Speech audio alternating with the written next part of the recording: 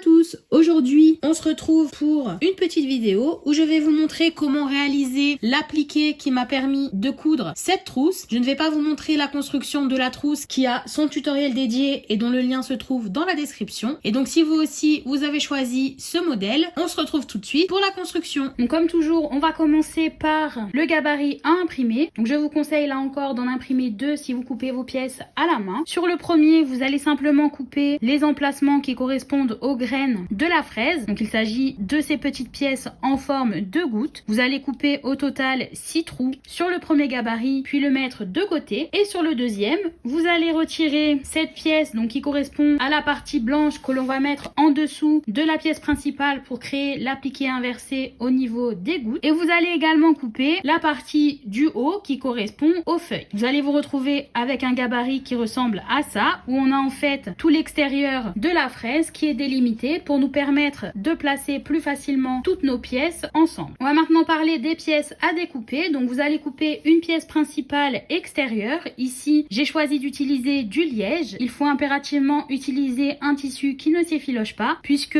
l'intérieur de chacune des graines va rester brut, c'est-à-dire que les bords ne seront pas cachés. Il faut ensuite couper une pièce qui va correspondre à l'appliqué inversé. Donc comme je vous le disais juste avant, on va venir la placer en dessous et ça va remplir les trous de chacune des graines. Et il faut enfin couper une pièce qui correspond aux feuilles. Donc j'ai ici choisi de respecter plus ou moins les couleurs d'une fraise. Vous pouvez bien sûr choisir les couleurs que vous souhaitez. Et donc pour commencer, vous allez prendre votre pièce principale extérieure et le premier gabarit que vous avez coupé. Si vous n'utilisez pas de machine de découpe, vous allez le placer dessus, tracer chacune des gouttes, puis les couper au cutter. J'ai ici utilisé une machine de découpe pour couper chacune de mes pièces, sont donc déjà faits et je vais pouvoir passer à l'étape suivante. Pour l'étape suivante, je vais placer ma pièce extérieure envers vers moi. Je vais y aligner mon gabarit, donc il s'agit du contour de ma pièce. Et lorsqu'il est bien aligné, je vais récupérer ma pièce blanche et je vais la placer endroit contre envers. Donc je vais la placer exactement dans le trou que j'ai coupé sur mon gabarit. Vous pouvez choisir d'utiliser de la colle si vous le souhaitez. Je vais simplement placer deux petits morceaux de scotch que je viendrai retirer par la suite. Je vais juste faire attention qu'ils ne se trouvent pas sur le chemin de mes coutures. J'ai donc placé le scotch qui maintient ma pièce en place et vous pouvez voir ici que chacun des trous est maintenant rempli avec le tissu que l'on a placé sur l'envers. Et donc on va passer à la machine pour coudre autour de chacune des graines. Je vais utiliser une marge d'à peu près 3 mm.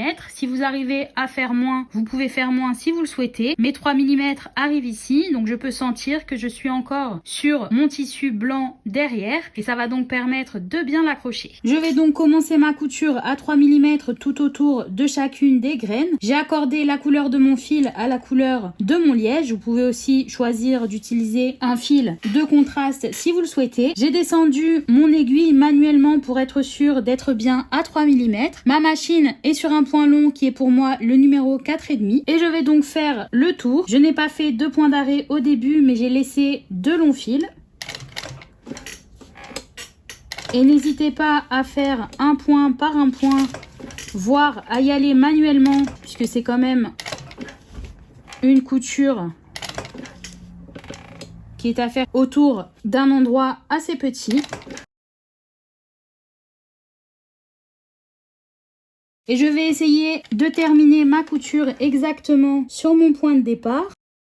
Donc j'ai descendu mon aiguille manuellement et je vais ensuite couper mes fils là encore en laissant des longs fils que je vais maintenant venir tirer à l'arrière. Donc j'attrape mon premier fil sur l'envers, je tire légèrement dessus pour créer une petite boucle que je viens ensuite sortir. Donc j'ai maintenant mes deux fils à l'arrière, je vais les mettre de côté et faire la même chose avec mon deuxième fil. Donc je tire légèrement dessus, je fais sortir mon fil qui se trouve encore à l'avant et une fois que mes 4 fils sont sur l'arrière, je vais les nouer deux par deux. Donc j'aime bien à ce moment-là faire 3 nœuds, c'est-à-dire que je vais en faire un premier en faisant attention à ce que ma tension soit bonne, un second qui va permettre de tout bloquer et le troisième pour un peu plus de sécurité. Je fais la même chose avec mes deux autres fils et je vais ensuite couper mes fils et passer un coup de briquet afin de les faire fondre. Et j'ai maintenant ma première couture qui est faite autour de la première graine. Je vais faire la même chose pour toutes les autres.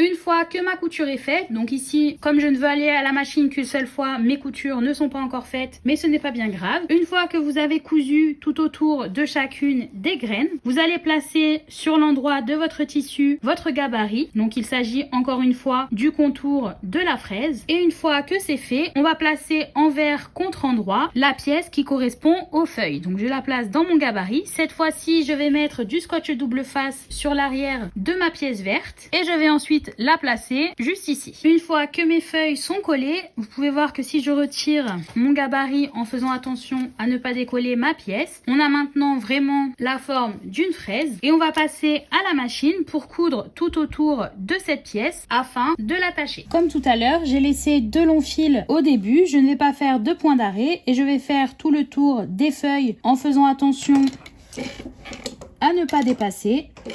Je suis à peu près à 3 mm du bord et ma machine est toujours sur un point long. Donc à chaque fois qu'il y a une courbe un peu serrée, je soulève mon pied avec mon aiguille toujours dans mon tissu.